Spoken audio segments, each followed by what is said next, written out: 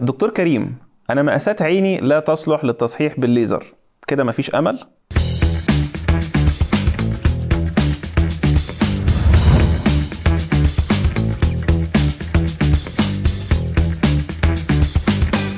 زمان كان في فئة من المرضى لا تصلح ليهم عمليات التصحيح بالليزر، ودول المرضى بيبقى سمك القرنية بتاعهم ضعيف، فما نقدرش ان احنا نلمس القرنية بتاعتهم، او مقاسات النضارة بتاعتهم كبيرة جدا وتتعدى الحد المسموح للتصحيح بالليزر. المرضى دول ما كانوش بيقدروا يحققوا حلمهم في الاستغناء عن النضارة، ولكن دلوقتي نقدر نحقق الحلم ده عن طريق زراعة العدسات الICL. العدسات الICL هي عدسات مخصصة للزراعة داخل العين دون المساس بعدسة العين الطبيعية ودون المساس بأي مكونات أخرى داخل العين.